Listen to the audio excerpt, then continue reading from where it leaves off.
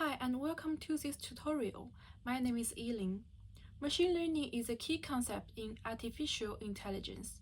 It enables us to observe, classify, and process large data sets using the vast amount of satellite imagery and climate data that are available to us. In this tutorial, we will be focusing on classifying CIs and leads. We will be working with Python code by using Google Collaboratory, or you can also call it Google Colab, which is a powerful platform for running AI projects.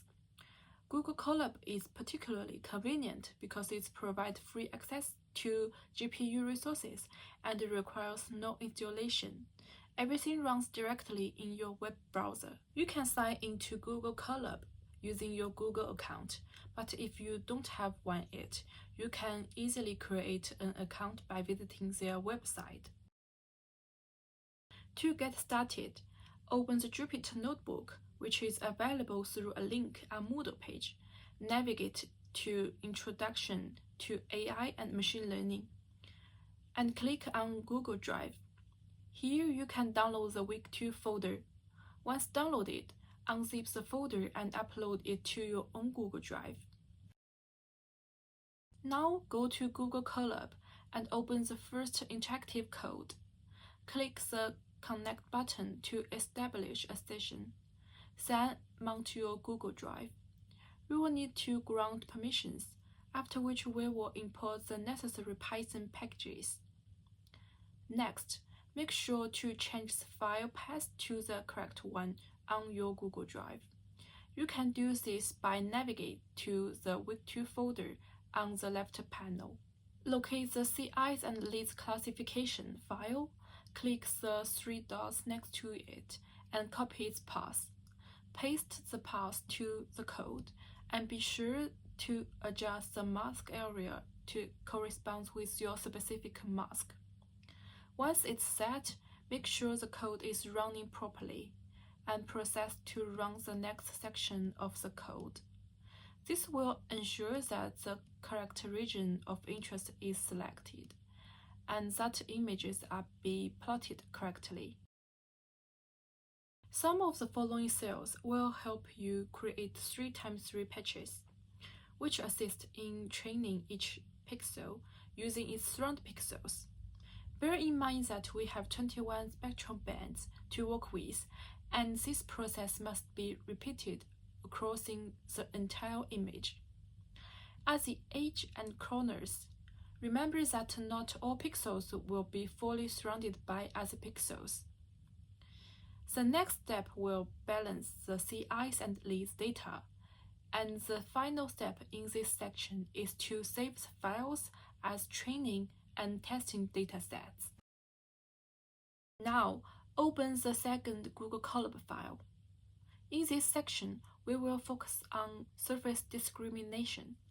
Using 21 bands of imagery, we have 59,000 pixels, and some of this data will be randomly selected for training, while the rest will be used for testing.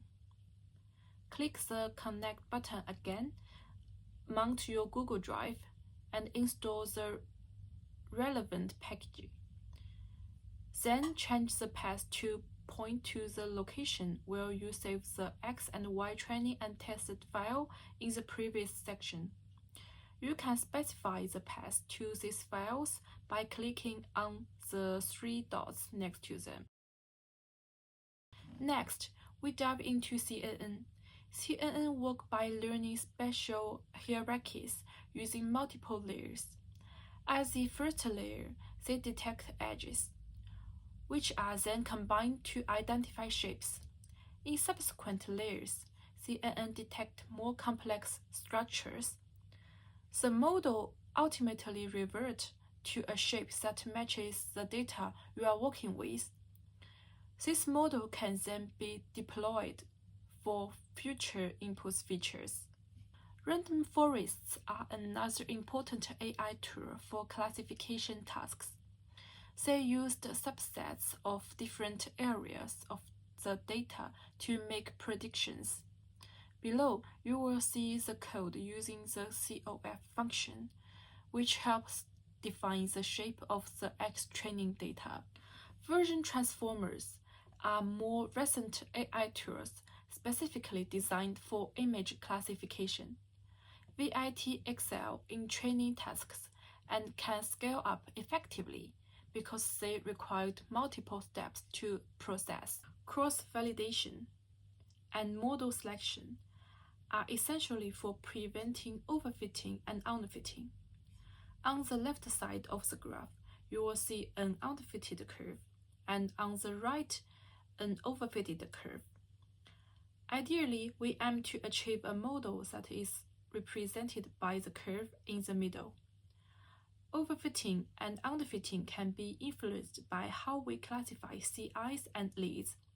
For example, if the top left area of the matrix is 0, it means all pixels should be classified as Is. Similarly, if the bottom right area is 0, it suggests that all leads should be classified as leads.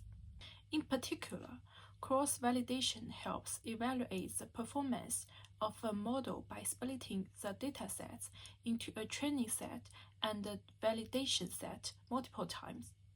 The most common method is k-fold cross-validation, where the data is randomly divided into k subsets of equal size, and one subset is used as a validation set.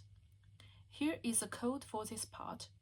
Be sure to pay attention to the numbers below, as they are critical for quantifying the results. By following these steps, you will be able to build a simple model to classify CIs and leads. Thank you for watching, and good luck with your AI journey.